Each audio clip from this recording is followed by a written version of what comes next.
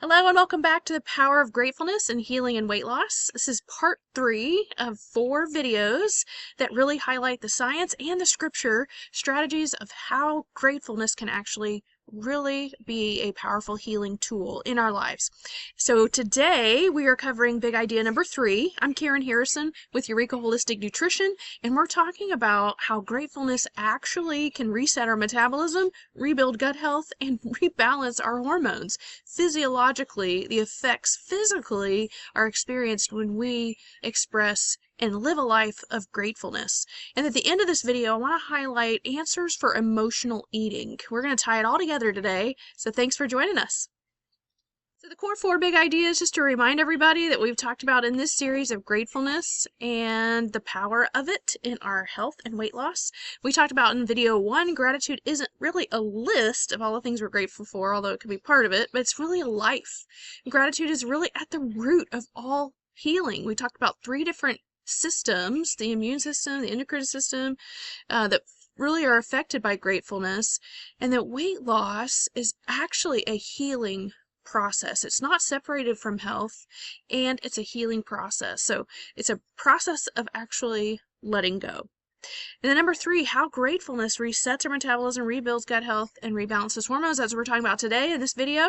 And then more specifically, how that impacts emotional eating and some answers for emotional eating, really in context with gratefulness. And then number 4, how do we build gratefulness in our lives? How do we build that grateful life and experience these results? So video 4, don't want to miss it. Make sure you watch that one as well. Read the article that's linked to it. That one has a lot more of the practical sides. There's 4 different tools, gratefulness tools, that you can start to build really truly a grateful life. Not just a thank you here, thank you there, but an actual heart and a life built around gratefulness to experience the powerful results of healing and weight loss that can be triggered when we are grateful. When we say metabolic health and a metabolic approach to really reclaiming health and losing the weight long term, we're talking about 3 key metabolic controls. These controls are cellular energy, how our body uses food for fuel, blood sugar balance, all of that, and metabolism, so the build up processes in the body and the tear down processes, all of that, all the way down to the cellular level. We're talking about that as one key metabolic control. The second one is gut health, our microbiome, and how we detoxify our bodies. How do we get rid of excess hormones? How do we get rid of infection and heavy metals and all the things that are physically bothering us? And also, gut is a second brain. Gut is our immune system. How do we manage our mental and emotional health, and how we also build a resilient immune system? That's all gut health and detox. That's the second metabolic control. And the third one is hormone balance. Chemicals of emotion, chemicals of every single metabolic process that talk to our cells, that interact with all of our organs, that have a direct impact on how we function and feel every day. That's hormones. So we talk about all 3 of these key metabolic controls and how to reset them, how to rebuild them, and how to renew them in our coaching program. It's our 3 phases of our program. Phase 1 is cellular energy and metabolism. Phase 2, gut health and detox. Phase 3, hormone balance. Personalized protocols, all based on lab testing and NutriQ assessments, plus the person. So fun. And when we look at it from a metabolic standpoint, we can see long-term results. We can experience not this orbiting and this management cycle of gaining and losing the weight, regaining it, and having to lose it again. This is resetting your underneath metabolic control. So totally different approach to using lifestyle of nutrition and rest and exercise, stress, supplements even, to really retrain these metabolic controls. That's our weight loss coaching program. Check it out online, eurekaholisticnutrition.com. But for today, we want to link gratefulness and cellular energy and metabolism, the first metabolic control. So when our brains are actually filled with gratitude, then it helps us actually sleep better. And we wake up feeling refreshed and energetic in the morning. Actually, energy is improved when we have a mind full of gratitude. There's some research that's been done out of Indiana University, and they really hard to kind of trap or capture the exact moment of gratitude, but people practicing gratitude can actually alter their brain function, especially in individuals with depression. So interesting. They found evidence that gratitude can even induce structural changes in the very same parts of the brain that they found active in the experiment. So as a result, it really helps, the mental practice of gratitude really helps to change and actually rewire the brain. So the joy of the Lord, we are told, is our strength. So when we rewire our brain, we capture the joy and the happiness that comes from gratitude. That actually builds strength. Strength builds motivation. All of that is energy producing and really builds our metabolic processes up, even at the cellular level, because our brain sends signals all the time. So from the brain, we are building joy, and we are building strength, and we are building motivation that gives us the energy. So the connection there is gratefulness increases our energy. The connection with gut health and detox, this is interesting. Feeling grateful and appreciative actually strengthens our immune system. Isn't that interesting? Toxic emotions count as triggers for immune function that slowly degenerate. So detoxifying our physical body can fall short sometimes without really detoxifying regularly our emotions. So gratefulness with detoxification of negative and toxic emotions that we're carrying, feeling grateful can also really support our gut health and immune system. 80, 90, almost 90% of our immune system is found in our guts. And then the third one, hormone balance, this is the big one, the mindfulness awareness study that actually looked at gratitude, changing those neural structures in the brain, making us feel happier, more content. Feelings of gratefulness and appreciating others really are something good to trigger these hormones, these good hormones that help us regulate the transmitters and neurotransmitters of dopamine and serotonin. So dopamine and serotonin, your antidepressant, anti-anxiety neurotransmitters. And so the actual happiness trigger in the brain is a result of gratitude. So the McGrady and colleagues, a whole nother study done in 2004, they looked at gratitude and appreciation, found that participants that were grateful showed a marked reduction in the level of cortisol, which is a stress hormone. And when you reduce cortisol, man, your dysregulation, you're helping cardiovascular health function better, and you're more resilient to stress and the emotional setbacks that it can cause. So hormone balance is related to neurotransmitters, and hormone balance is related to cortisol. That's really two key ways that gratefulness can help rebalance hormones. Isn't that amazing? So gratefulness can help with cellular energy, creating cellular energy. It can help with immune system and gut health and detox. And gratefulness can actually rebalance hormones through triggering different neurological pathways in the brain and triggering dopamine and serotonin. So when we think about those metabolic controls being impacted with gratefulness, this is the question that I want to ask. Is your emotional eating, when we think about weight loss, we want to think about, yes, the metabolic controls, but bring it down to a very simple concept of emotional eating. And is your emotional eating triggered by a spiritual stressor? Is that spiritual stressor one that can be cured, or the antidote for, with gratefulness? So let's look at some negative emotions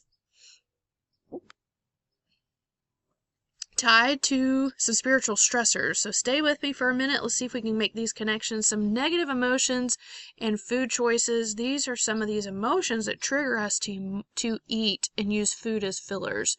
Number one, boredom. That is a big one. We eat to distract ourselves. We may be busy, but we're mentally, emotionally, purposely bored. Number two, we're lonely. So eating to entertain ourselves. We really want a social connection that we don't have. Then number three, rejection. We may eat for comfort. We feel like that people have, or family dynamics or friend dynamic, there's some level, or even job and vocational rejection.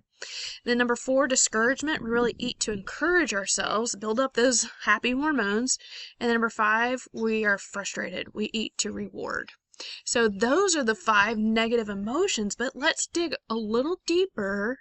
When we use food to do these things and kind of self-medicate with food, really, if we take the emotion, that is the symptom. Boredom's a symptom, loneliness symptom, rejection, discouragement, frustration, all symptoms of a deeper stressor, and those are the spiritual stressors. When you have emotional eating, people struggle with that for years. You know 100% that there's a spiritual stressor involved. There's a spiritual stressor at the root of that negative emotion. So in that negative emotion of boredom, it could be anything from envy or lust or greed. We talked about that in our video number 2. Those are stressors that definitely can be healed with gratitude. So boredom, is it related to any of those 3 spiritual stressors? Loneliness, is it related to any of those? Bitterness, anger, guilt, spiritual stressors. Is rejection related to fear, bitterness, anger? And is our discouragement related to the fear, greed, or lust, and frustration, anger, envy, guilt? So all of these spiritual stressors produce fruit emotionally, mentally in our lives. And if we can go back to and actually discover honest introspection, asking the Lord to help us, is there a spiritual stressor tied to these negative emotions? And it's really the spiritual stressor is the root. That it's once that is addressed, sometimes the negative emotions even immediately disappear. So when you look to food as a filler for reward, comfort, pleasure, distraction, control, those fillers that are related to those negative emotions, which are related to the spiritual stressors, when we're using food as filler, a lot of times that has some negative health impacts, because especially when food is a filler, it's typically your non-empty calorie, high sugar, high calorie with no nutrients. That's what empty calorie means. And just awful ingredients, highly processed, usually. It's not that you can't ever use food for any of these reasons, reward, comfort, pleasure, distraction, control. We just want to make sure that the food is high nutrient dense, high quality, and then there's plenty of other coping mechanisms in place besides food, so it's not a matter of using food as an addictive controlling piece to our lives and how we get through tough stuff. So as long as that is true, then we can use food for some of these things. For pleasure, it's a purpose of food. For even reward or comfort, there's a purposes for food, but it's not in a misuse. So what are some answers to emotional eating? Someone struggles with emotional eating. We want to identify the root of it. What are the true stressors, those spiritual stressors, not just the negative emotions, those are the symptoms. Then once you've discovered those, then discover the antidote. So in our coaching program, especially in the group coaching weekly calls, we really hit the stress side of the equation. And so spiritual stressors we've talked about in this gratefulness series are envy, lust, and greed specifically, but there's 6 other ones that aren't necessarily linked to gratefulness. They're linked to more of forgiveness and link of faith. But in the gratefulness set, discovering that antidote for any of those 3 spiritual stressors as the root of your negative emotion, and then how to build a strategy, or what tools do we use to really implement gratefulness into our lives. Not just a list of things, not just a journal, but how do you build it into who you are? So that is what we're going to cover in video 4, developing a strategy for gratefulness, but making sure we know the connection, how it impacts us physically and emotionally is so huge, because then just knowing that education side, we're so much more motivated to develop an actual strategy and use gratefulness as a tool for healing and even to release the weight. So shameless plug real quick, join our Eureka community. If you get our emails, you're watching this video, thank you for joining us. We'd love to work more one-on-one with you and to master health issues and release weight long-term. It's a very personalized program, lifetime access, lots of coach support, personalized protocols. You get videos, lab testing, all the tools you need to be successful. It's a commitment, but it is worth it. So get started today by applying. You apply online at eurekaholisticnutrition.com. If you haven't yet, take our free course. So like these videos, I've developed a free course that goes through our metabolic approach to weight loss, and it's found at eurekaholisticnutrition.com, and start here. So if you're tired of battling your weight on your own, learn how to master it through the metabolic and faith-based approach to health and wellness. We're all connected. It's all one person. So thanks for listening to part 3 of Power for Gratefulness, and we'll see you in part 4, developing a gratefulness strategy.